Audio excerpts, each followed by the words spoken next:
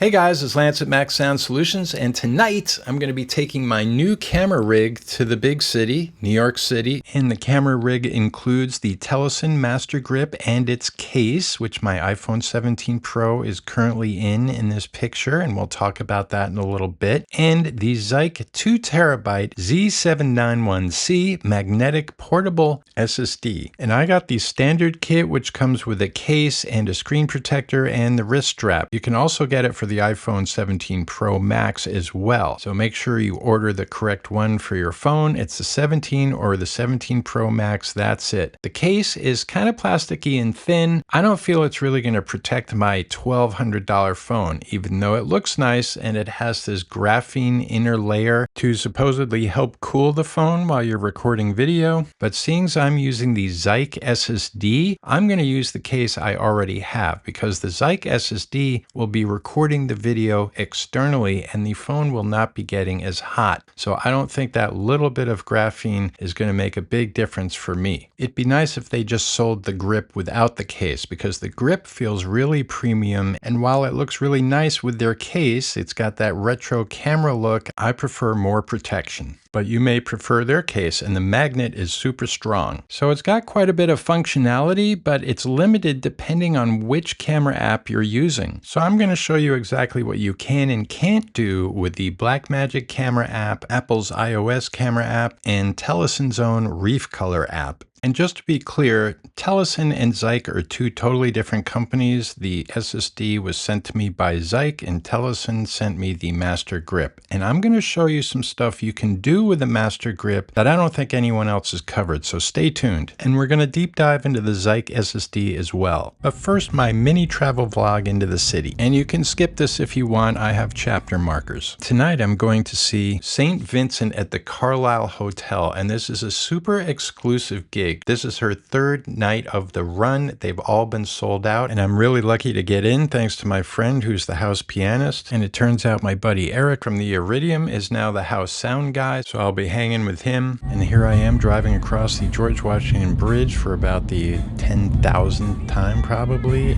and the traffic was horrible. I had to go down the Major Deegan and back across the East River. But I made it, but sadly I did not use my camera rig. It just seemed like the wrong time to experiment with my camera, and very few people were taking pictures. But seeing St. Vincent unplugged was such an awesome experience. She was amazing. She was upbeat. She totally entertained the crowd. She was funny. I loved it. It was just her and her amazing pianist. Got to chat with her sound guy. He was totally cool. And Julian Moore was at the gig, and Dave Matthews was there the night before. And the house PA sounded fantastic. And that's something I don't say very often. And while I didn't get to use my camera rig, I squeezed off a couple of shots at the very end of the show, and so did some other people. Her vocal range and vocal ability is insane. First time I saw her was when she performed with Nirvana for their first reunion in the Rock and Roll Hall of Fame. And the reality is I think I actually worked with her once, maybe not, but it was at a multi-artist event at Lenny Kravitz's old studio in Manhattan in the old Edison Hotel, which is before she came out with her first record. If you have a chance to see her live, just go. Now back to the review. Zike was nice enough to send me their new SSD, and this thing is amazing. It has a built-in screen so you can monitor things like your SSD temperature, your data rates, your read and write speeds, and your voltage. And it has a fan to keep the temperatures at bay. So I've been recording ProRes RAW HQ to the SSD for 40 minutes now, and the temps haven't gone over 51 Celsius, and it's writing at 280 megabytes per second. And I have my Anker MagGo power bank connected to the SSD because it's got an input so you can charge your phone if you want to while you're recording, or you could plug in a USB-C microphone. So it's really nice that it has that extra connection. And so far, no problems, no drop frames, no overheating. It's been doing great. And the fan is really quiet and keeping that temperature at a steady 51 Celsius. And I'll just run a quick Blackmagic speed test, and as we can see, it's kind of wacky.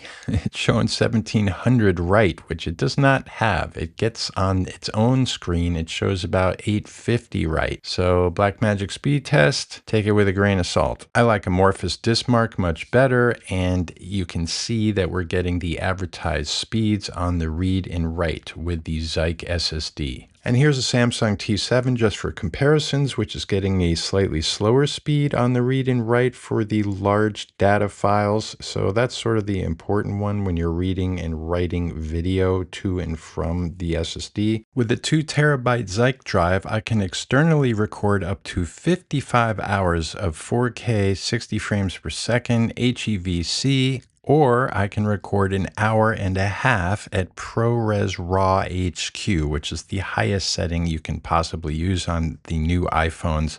But that is ridiculous. I'll probably never use it. And one other test I wanted to do with the Zike is just to transfer a lot of data onto it. So I'm transferring almost 250 gigs onto the Zike drive. And a lot of the times the cache will fill up on an SSD and then the speeds will drop drastically from like 2000 megabytes per second to 100 megabytes per second. But this is holding, first off, its max is 900, right? And it's just holding that maximum write speed the entire duration of the transfer. And I sped this up, but it made it all the way to the end of the transfer without ever losing the maximum write speed. So while this little drive is not cheap, I think it might be one of the best ones out there to expand your storage on your iPhone for filming and just to move files around. So now we'll go over the Telesin Master Grip and what it can and can't do as far as the buttons are concerned with the stock Apple Camera App. And I'm going to skip over the whole initial setup with Bluetooth and turning on the zoom setting under accessibilities on your iPhone, because that's all covered in the manual and there's lots of YouTube videos out on that already. So I'm just going to connect my phone to the Master Grip, and the Master Grip has a built-in 3200 milliamp hour power bank. So it will give you approximately an additional hour of record time. So that's pretty nice to have that. So a single press turns on the power bank and a double press turns it back off. And you don't have to use the power bank to use the rest of the functions of the grip. The grip uses the internal battery, but it doesn't have to be turned on and charging your phone to use the functionality of the grip. And to wake it up, because it does go to sleep if you're not using it, you just hold down the shutter button and then you'll see you get a solid green light. That means you're paired with your phone again. And now hold down the power button. That wakes up the phone and opens the camera app for you. No need for Face ID or putting in your passcode, which is nice and convenient. And you just hold the power button again to turn the phone off. And with the mode dial, you're able to scroll through the different modes with the Apple Camera App. So time-lapse, slow motion, cinematic, video, photos, etc. And the power button, once you've got the Photos app open, acts as a switch between the selfie camera and the front-facing cameras, which is nice. And you can take pictures while filming video by pressing the function button. Although there isn't much feedback or a click sound when you do take the pictures, the white circle just pulses slightly. And with the mode dial, you can also adjust your exposure. So you can focus on your subject, adjust your exposure, and then take your picture. The mode dial also works to adjust your exposure when you're recording a video. You have to go into record first, then you have to tap and hold on the iPhone screen to get your auto exposure and autofocus to lock, but then you can use the mode dial to adjust your exposure, which is nice because otherwise you got to put your finger on the little sun there and slide it up and down, but I always wind up hitting it and zooming in on the lens instead. It makes me crazy. Another nice function is you can use the Master Grip as a remote control to trigger your camera. So it doesn't have to be connected directly on the unit itself. You can just take pictures with your camera on a tripod. And I left the room, I'm out in the hallway, and it still worked, and I took another photo. So that is pretty cool, and it's a great use case for things like putting your phone on a tripod, starting a time lapse where you're not touching the phone and making it wobble, or starting your phone to record video on a tripod. And it works great as a selfie grip. You just rotate your phone into portrait mode. You can have it on the selfie cam or the front-facing cam. Plus you can hit the record button without touching the camera and then stop recording. So before we try zooming with the Telesin Master Grip, we got to understand how the iPhone works with zooming a little bit. So I'm using the 24mm lens here and I'm zooming in. Once you go past the 8x zoom, it switches to digital. So I'm zoomed in 8x here. And then we can go in all the way to 24x. And that looks like total hell because after 8x, which is a crop sensor zoom, it switches to digital zoom. The point I'm making here is that once you pick your lens and you hit the record button, that's it. It doesn't switch lenses like it does when you're taking photos. And here we'll just compare the two. So we've got the 100mm zoomed in all the way, and now we've got the 24 and the 100. And look at the 24, it looks like hell. So with the Telesin Master Grip, which I've been using for this, you can see it zooms super fast. You can't control it. It just like goes in and it goes out. There's no controlling it. You can't slow zoom with it, even if you're within the range of the single camera that you're using. But you can do incremental zooms by just flicking the rocker switch. So you go in steps as opposed to trying to zoom in all at once. So now we're going to move on to the Blackmagic Camera App and what you can and can't do with the Telesin Master Grip with it. In the Blackmagic Camera App, you want to make sure you have use volume or camera control button to trigger record. That way the Telesin Master Grip's red record button will start recording, and it also does a half push down to focus. So you push your capture button all the way down and that starts recording, and then you can half press it to focus on things, and that disengages the autofocus, and now you're in manual focus where you can half press and then it autofocuses. So it's not constantly searching. So I just focused on the Sharpie, and now I'm going to go back to the microphone, half press on it, and it will bring the mic into focus.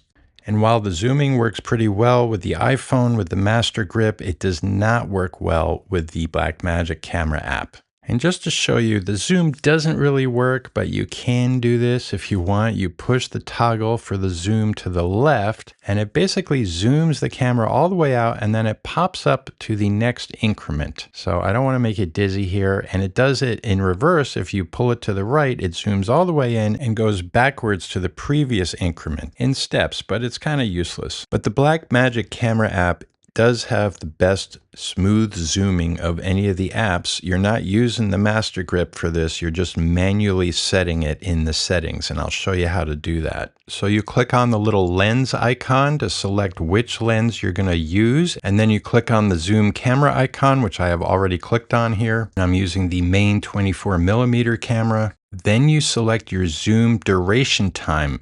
So I'm going to dial it into 4.5 seconds, and then you have to unselect the duration once you've got it set to where you want it. And now I'm going to click on the 2x zoom button, and that's going to take 4.5 seconds to zoom in 2x. And now here's the actual shot, nice and smooth. And there's no other real way to get that kind of zoom. And unfortunately, you got to tap your screen to start the zoom. So, you know, that does make it more difficult. You really got to have your phone locked down. And if you're in manual focus, you can then half push on the Telesin Master Grip's record button and focus, which is nice. So I'm recording and I'm changing my focus spots by half tapping on the record button. The Blackmagic Camera App also allows you to set focus points and the time between them. We're going to hit the focus tab and then set 2 focus points, and then we can switch between the two. So I'm going to focus on the microphone, tapping on it, and then hitting arrow 1. That is focus point 1. It just got stored. Now I'm going to tap on the board to focus on it and tap on 3. And now focus point 3 is stored. And we can set the duration of the time between the two. Maximum is 3 seconds, so I'm just going to set it to 3 seconds. And you can tap on 1 or 3 to change the focus points, or you can get out of the timer setting. I shouldn't have left that on.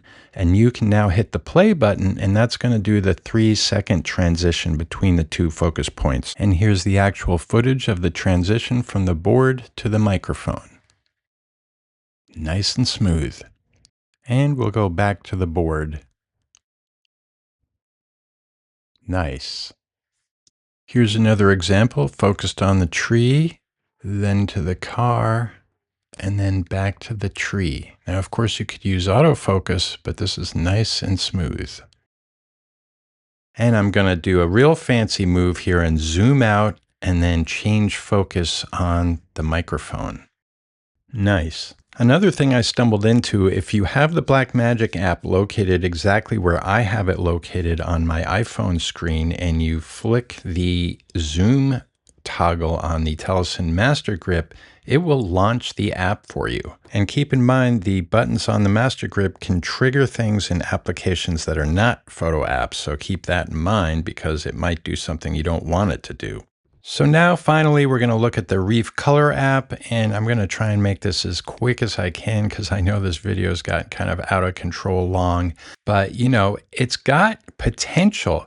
But you're limited to the fact that you can only record video at 1080p, H.264, and the photos are only in JPEG, and they seem to be not as high resolution as the regular iPhone Photos app as far as JPEGs go. So I don't know what they're doing there, but it'd be nice if they upgraded the app to make it more diverse. But it does have some cool options that you don't get in the other apps. Somebody needs to combine all of these into one. So this is the main screen, and when you click on the little camera icon on the left-hand corner there, it brings you into the options to be able to change some of the settings for the buttons. But that only works with the Telesin app. It doesn't affect any other apps. So starting with the dial, we can set it to adjust exposure, which is what I have mine set to. I know it shows adjust ISO, but I find adjust exposure is the best thing for the dial. And there's actually two modes that you can push the function button to switch between the two modes for the dial.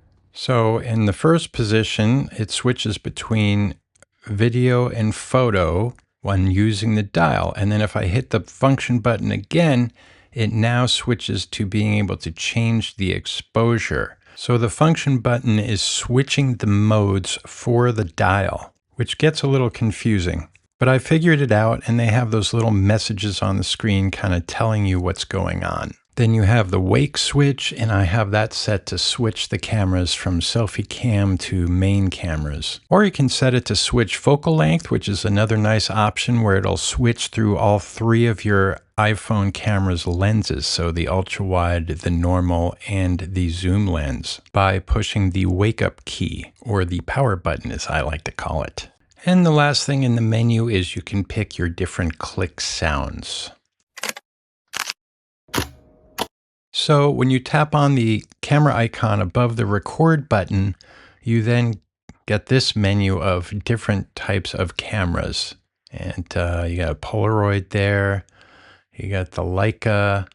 So they're just filters to replicate the look of those cameras, supposedly. So in this little menu down at the bottom here, you can adjust your ISO, your shutter speed, your white balance, and your exposure compensation. And then the one other thing you can do, which is really nice that I like about it, more like a traditional camera, you can half push on the shutter button to focus, or you can half push and hold to lock the focus. And it shows you that I'm locked. Now I pushed again, and now I refocused on the microphone, and now I'm going to refocus on the desk. So you have full control of your exposure and your focus separate from each other. So all three of these apps could learn a thing or two from each other. So to make a long story short, I think it's kind of cool because when you put your phone on this, you feel like you've got your camera as opposed to just walking around with your phone. You feel sort of like you're going out with the intention of, okay, I'm going to take photos, I'm going to take video, and you sort of feel like you've got your Nikon with you, or, you know, your camera, as opposed to just your cell phone. So I like that about it. I like the fact it gives me extra battery life for when I am doing video or photos, and it gives me the functionality, being able to half click and focus, being able to adjust my exposure. Those are nice things. And you know, each app has got its quirks, but you've got versatility with the different apps. So I think Blackmagic Camera App is the best for video. The Apple Photo app is probably the best for photos. And And then the Telesin Master Grip, you know, it's a shame they didn't make a better app to go with their hardware. I mean, they kind of dropped the ball on that. It's usable for certain things and it's completely lackluster in others. You can't do ProRes, you can't do raw photos. And, you know, when you're putting out something like this, a product like this, you need to step up the game on the camera app, but they didn't. All right, guys, thanks for watching. Please subscribe to my channel. Give me that thumbs up if you're so inclined, and I will see you on the next Max Sound Solutions video.